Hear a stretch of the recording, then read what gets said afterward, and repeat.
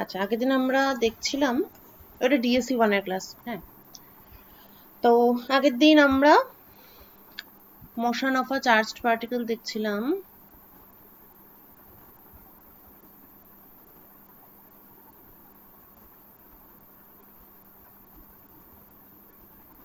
In crossed electric and magnetic field,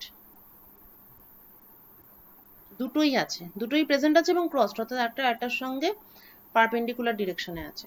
ঠিক আছে, তো সেটা একটা কোয়ালিটেটিভ ডেসক্রিপশন ছিল।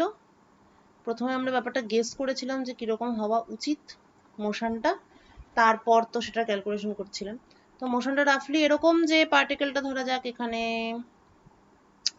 স্থির অবস্থায় আছে, তাহলে যেহেতু স্থির অবস্থায় আছে এবং এদিকে একটা ইলেকট্রিক ফিল্ড আছে, সুতরাং এটার আন্ডারে ইনিশিয়ালি ওর উপর দিকে, মানে একদম শুরুতে তো রেস্টে আছে, তারপর ওর উপর দিকে একটা ভেলোসিটি হচ্ছে। তা যেই মুহূর্তে উপরের দিকে চালু হয়ে গেল ওর মোশনটা, সঙ্গে সঙ্গে ম্যাগনেটিক ফিল্ডটা কি করবে, ওকে বাঁকানোর চেষ্টা করবে, because of Lorentz force law, q v cross B. তো তার ফলে তো আমরা জানি ম্যাগনেটিক ফিল্ড বাঁকিয়ে ব্যাপারটাকে সার্কুলার মোশনে আনার চেষ্টা করে, অত এরকম টাইপের কিছু একটা। কিন্তু এত দূর আসতে পারবে না জিনিসটা, তার কারণ যখন উপরে উঠছিল এই পর্যন্ত ঠিকই ছিল এরকম এরকম, কিন্তু যখনই এই দিকে যেতে শুরু করলো তখনই it started to move against electric field, কেননা ইলেকট্রিক ফিল্ড উপর দিকে আছে আর এর মোশনটা আস্তে আস্তে অপোজিটে চলে যাচ্ছে। তাহলে তখন আস্তে আস্তে আবার ভেলোসিটিটা কমতে থাকবে, কমতে কমতে যখন এক্স্যাক্টলি অপোজিট ডাইরেকশনে হয়ে যাবে, এদিকে ইলেকট্রিক ফিল্ড আর এদিকে পার্টিকেলের মোশন এক্স্যাক্টলি অপোজিট ডাইরেকশনে যখন হয়ে যাবে, তখন ভেলোসিটি উইল বি জিরো। তাহলে এখানে এসে আবারও সাময়িকভাবে রেস্টে এলো, এবং যেই ও রেস্টে এলো আবার উপরের দিকে ইলেকট্রিক ফিল্ড আছে, সুতরাং আবার ও ইলেকট্রিক ফিল্ডের আন্ডারে উপরের দিকে মোশন হলো, আবার ম্যাগনেটিক ফিল্ডকে বাঁকানোর চেষ্টা করলো, করে আবার এরকম হলো, দিয়ে এরকম ভাবে মোশনটা হচ্ছে। This motion is called cycloid motion. ঠিক আছে, কতগুলো সার্কুলার আর্ক। আচ্ছা, তো এবার এই ব্যাপারটাকে আমরা নিউটনস ল অ্যাপ্লাই করে লোরেন্স ফোর্স ল ইত্যাদি ইত্যাদি ঢুকিয়ে টুকিয়ে আমরা ফাইনালি দুটো কাপলড ডিফারেনশিয়াল ইকুয়েশন পেয়েছিলাম, যেগুলো এরকম দেখতে ছিল।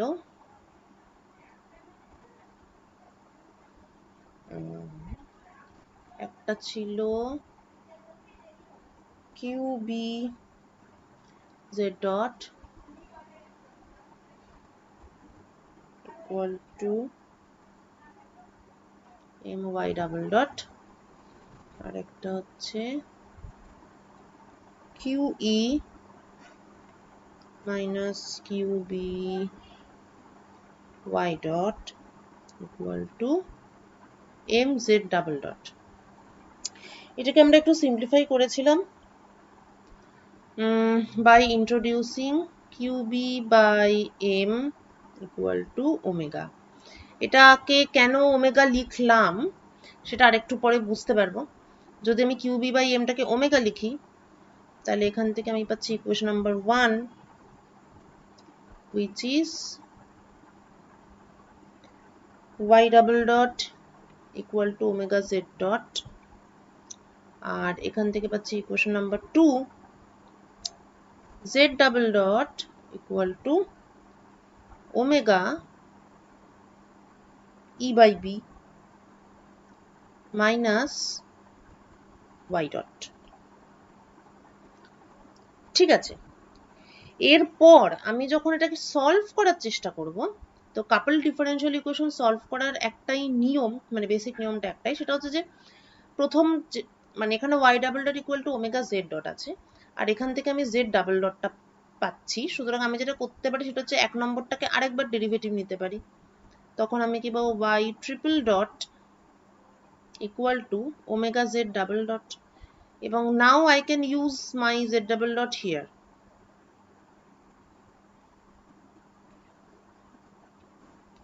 দিয়ে তখন ব্যাপারটা হবে omega square E by B minus y dot. Right? এবার ওমেগা স্কয়ার কেন হবে ওখানে? এই যে এখানে তো একটা ওমেগা ছিল আর এখানে একটা ওমেগা আছে। আচ্ছা, এই হলো। এবার এই এখন যে কম্বাইন্ড ইকুয়েশনটা পাওয়া গেল সেইটাকে এবার ভালো করে দেখ। লেফট হ্যান্ড সাইডে আছে y triple dot, left hand সাইডে আছে y ট্রিপল ডট, আর রাইট হ্যান্ড সাইডে আছে y ডট। ঠিক আছে, তাহলে এটাকে খুব ভালোভাবে সলভ করা, মানে এটাকে ডাইরেক্টলি সলভ করলে আমরা কিন্তু y পাবো না, প্রথমে আমরা y ডট পাবো, কারণ মানে সেটাই আছে এখানে ভেরিয়েবলটা y ডট আছে, y এর ট্রিপল ডট আছে। সুতরাং y ডট ইকুয়াল টু আমি যদি u ধরি, তাহলে এই ইকুয়েশনটা, দিস ইকুয়েশন, এটা যদি ইকুয়েশন নাম্বার 3 হয়, তাহলে equation number 3 becomes y dot কে u ধরেছে, তাহলে লেফট হ্যান্ড সাইডে u ডাবল ডট এবং রাইট হ্যান্ড সাইডে omega square by b minus u, or u double dot plus omega square u minus e by b equal to 0.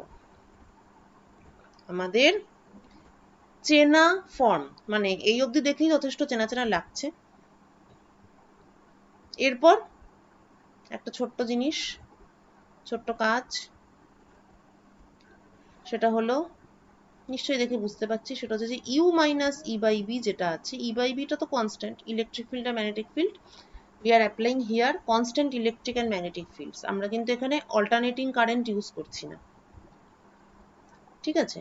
E R B constant, DC আর কি। তাহলে এটাকে আমি যদি আরেকটা variable V ধরে নিই, তাহলে এই ইকুয়েশনটাকে আমি লিখতে পারি আবার V double dot plus omega square V equal to 0। ব্যাস, এইবার আমাদের ছকে পড়ে গেছে সিম্পল হারমোনিক মোশনের ইকুয়েশনটা, ডিফারেনশিয়াল ইকুয়েশন। সুতরাং জেনারেল সলিউশন হবে V equal to c1 sin omega t plus c2 cos omega t। লেফটটা তো ইউ ডাবল ডট হবে। হুম, বল বল। বলছি ওটা তো ইউ ডাবল ডট হবে। কেন, আমি তো ইউ মাইনাস ই বাই বিটাকে ভি ডিফাইন করেছি, করে আমি এই ইকুয়েশনটা পেয়েছি, ফার্স্ট অর্ডার। তাই না? তাহলে ভি ইকুয়াল টু তো এইটা হবে, আর ইউ ইকুয়াল টু হবে v plus E by B equal to, এইবার তোর ইউটা বেরোচ্ছে c1 sin omega t c2 cos omega t plus E by B. ঠিক আছে, এবার ইউটা আবার কি ছিল? ইউ ছিল y ডট, সুতরাং y ডট, ম্যাম এটা first order partial differential equation লাগিয়েছেন তো? ফার্স্ট অর্ডার না, সেকেন্ড অর্ডার লাগিয়েছি। আচ্ছা হ্যাঁ, সেকেন্ড অর্ডার। হ্যাঁ, সিম্পল হারমোনিক মোশনের যেটা ইকুয়েশন সেইটা, সেটার থেকে সলিউশনটা একবারে লিখেছি। ঠিক আছে, আচ্ছা এবার ইউটাই তো y ডট, সুতরাং y ডট আমরা পেয়ে গেলাম c1 sin omega t c2 cos omega t plus e by b। Important result, y dot মানে হচ্ছে y component of the velocity,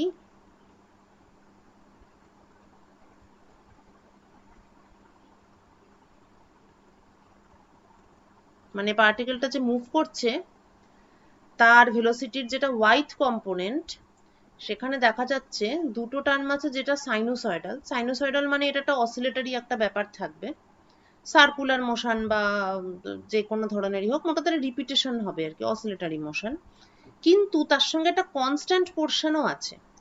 তার মানে পার্টিকেলটা ওয়াই অ্যাক্সিস বরাবর কন্টিনিউয়াসলি যেতে থাকবে ডান দিকে, একটা রিপিটেটিভ মোশন তো আছেই, প্লাস একটা কনস্ট্যান্ট পার্টও আছে। ঠিক আছে, এইটা আমাদের ছবির সঙ্গেও মিলছে, কারণ আমাদের ছবিতেও আমরা এটাই দেখছিলাম। আমরা ছবিতে এটাকে এক্স অ্যাক্সিস, এটাকে ওয়াই অ্যাক্সিস আর এটাকে জেড অ্যাক্সিস ধরেছিলাম। সো মানে সেটা সেভাবেই ইকুয়েশন গুলো লিখেছিলাম। তো ছবিতেও আমরা দেখতে পাচ্ছি যে ওয়াই অ্যাক্সিস বরাবর ও একভাবে কনসিস্টেন্টলি এগিয়ে যাচ্ছে, আর জেড অ্যাক্সিস বরাবর ও পিওরলি অসিলেশন হচ্ছে, কিন্তু ওয়াই অ্যাক্সিস বরাবর ওর অসিলেশনও হচ্ছে, আবার কন্টিনিউয়াসলি এগিয়েও যাচ্ছে। এই যে কন্টিনিউয়াসলি এগিয়ে যাচ্ছে, সেই velocity component is denoted by E by B. তাহলে ওয়াই অ্যাক্সিস বরাবর কত ফাস্ট যাবে সেটা ডিপেন্ড করবে ই আর বি এর রেশিওর উপর। ঠিক আছে, ইলেকট্রিক ফিল্ড যত স্ট্রং হবে তত ও ওয়াই অ্যাক্সিস বরাবর সাই সাই করে ছুটতে থাকবে, বা ম্যাগনেটিক ফিল্ড যত উইক হবে তত ও ওয়াই অ্যাক্সিস বরাবর ছুটতে থাকবে। এটা এমনি ফিজিক্যালি ভাবলেও বোঝা যায়, কেননা ম্যাগনেটিক ফিল্ড সবসময় চেষ্টা করে কিন্তু এরম ভাবে ঘুরিয়ে দিতে জিনিসটাকে।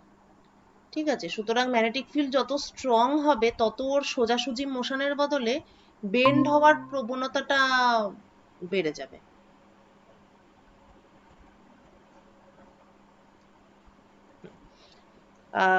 যত ম্যাগনেটিক ফিল্ড স্ট্রং হবে তত ওর বেঁকে যাওয়ার প্রবণতাটা বেড়ে যাবে, আর যত ম্যাগনেটিক ফিল্ড উইক হবে তত ওর বেন্ডিংটা কম হবে এবং সোজাসুজি মোশনটা বেশি হবে। ঠিক আছে, তো তাহলে ওয়াই ডটের মধ্যে একটা ই বাই বি পাওয়া গেছে, এবং এটাকে যদি আমি ডাইরেক্টলি সলভ করি তাহলে আমি ওয়াই টি পাবো,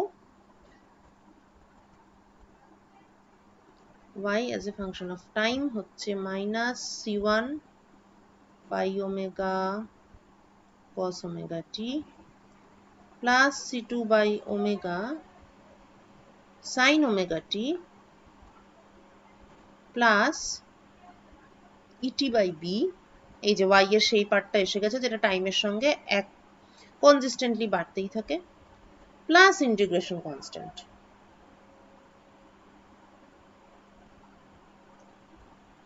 ঠিক আছে, তাহলে এই হচ্ছে আমাদের y।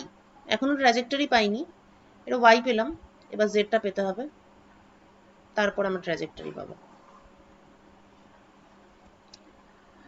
ওকে, এবার z ইকুয়েশনটা কি ছিল?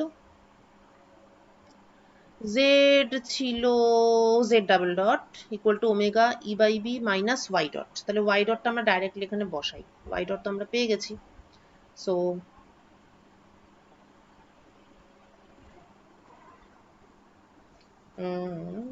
z double dot equal to omega E by B minus y dot, সুতরাং minus c1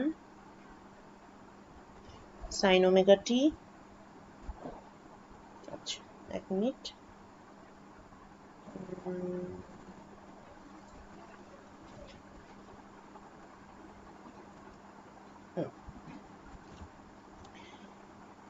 c1 sin omega t minus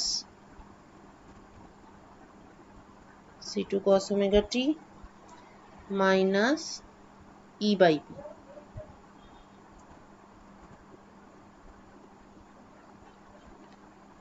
এটা কেটে গেল, z ডাবল ডটটা এলো মাইনাস ওমেগা c1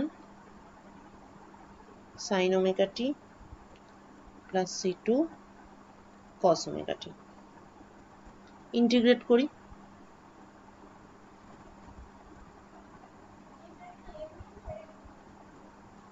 এটা হচ্ছে z ডাবল ডট।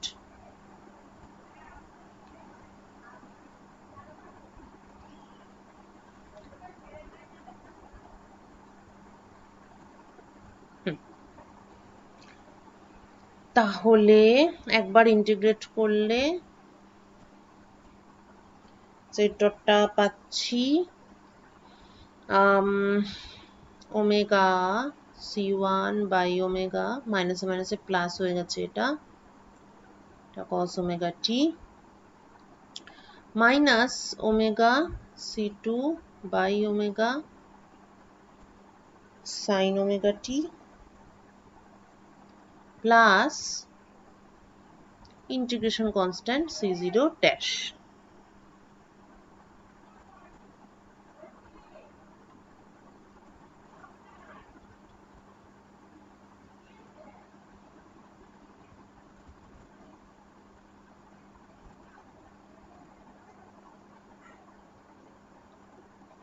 ওকে, এইবার এখানে ইন্টিগ্রেশন কনস্ট্যান্ট যেটা c0 ড্যাশ পেয়েছি এটা নিয়ে একটু ভাবতে হবে, কেননা এটা একটা important portion, because this gives you the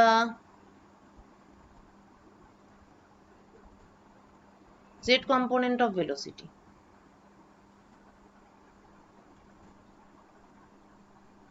ঠিক আছে, তো z component of velocity সেখানে একটা কনস্ট্যান্ট পার্ট থেকে যাওয়াটা মানে ওটা আদৌ আছে না নেই, মানে এটা জিরো কি জিরো নয় সেটা আমাদের একটু এখানটাতে দেখে নেওয়া দরকার। এখানে আমরা একটা পজ দেব, পজ দিয়ে আমাদের z ডটটা কোথায় ছিল, হ্যাঁ এই যে y double dot equal to omega z dot ছিল। ঠিক আছে, এবার আমরা তখন y এর ভ্যালুটা জানি, আমরা ইনফ্যাক্ট y ডাবল ডট, হ্যাঁ আমরা যেহেতু y ডটটা জানি তাহলে আমরা এখান থেকে y ডাবল ডটটা যদি লিখি, এটা হচ্ছে আমাদের y ডট, ডান দিকে লিখছি, এটা যদি y ডট হয় তাহলে y ডাবল ডট হচ্ছে c1 omega cos omega t minus c2 omega sin omega t, এইটা, এবং y double dot is equal to omega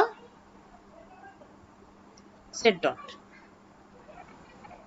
ঠিক আছে, তাহলে this is equal to omega z dot. ও আচ্ছা, এখান থেকেও বের করতে পারতাম, যাই হোক ওমেগা z ডট, তাহলে z ডট ইকুয়াল টু দেখা যাচ্ছে c1 cos omega t minus c2 sin omega t। ঠিক আছে, দেয়ারফোর মানে এটার সঙ্গে কম্পেয়ার করে আমি বুঝতে পারছি যে c0 ড্যাশটা অ্যাকচুয়ালি হবে না, বা ওখান থেকে ডাইরেক্ট করলে অবশ্য c0 ড্যাশ আসার প্রশ্নটাই, মানে c0 ড্যাশটা আদৌ আসতোই না, সুতরাং c0 ড্যাশটা 0। তো এটা এখান থেকে না করে এই রিলেশনটা ইউজ করে করাই বেটার, মানে যেহেতু আমরা y ডটটা পেয়ে যাচ্ছি সেখান থেকে y ডাবল ডট বের করে সেখান থেকে z ডট বের করলে বেটার। তাহলে y ডট থেকে y ডাবল ডট করে সেখান থেকে আমি z ডট পেলাম c1 cos omega t minus c2 sin omega t।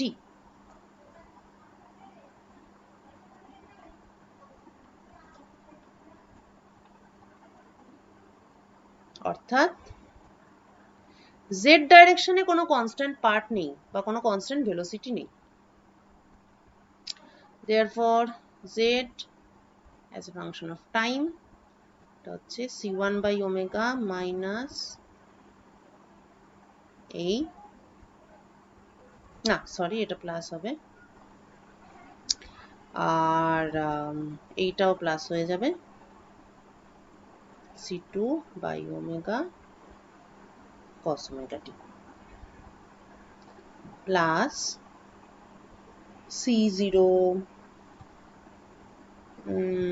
এর আগে কি আছে, প্যারামিটার y এর মধ্যে c0 আছে, তাহলে এটা c0 ড্যাশ। ঠিক আছে, so this is our zt এবং yt হচ্ছে minus c1 by omega cos omega t plus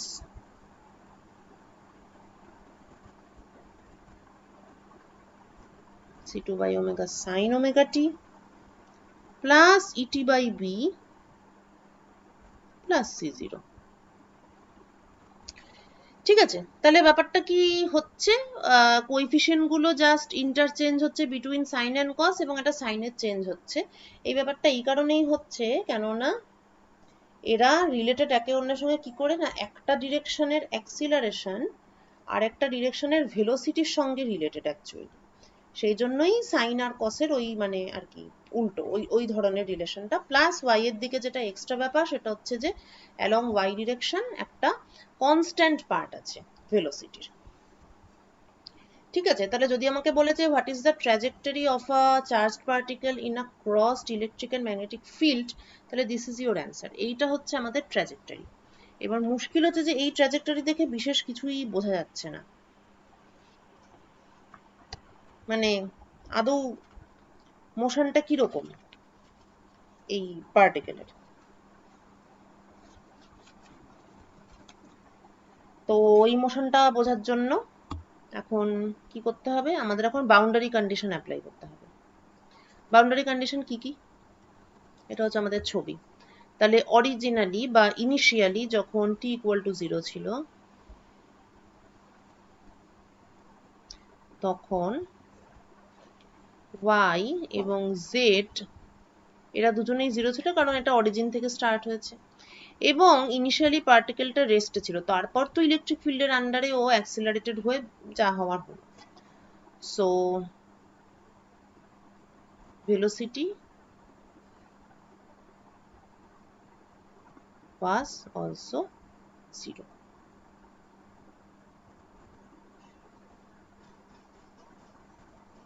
তাহলে চারটে বাউন্ডারি কন্ডিশন আছে। হ্যাঁ, টি ইকুয়াল টু 0 বসলে ওয়াই জেড দুটোই 0, টি ইকুয়াল টু 0 বসলে ওয়াই ডট এবং জেড ডট দুটোই 0।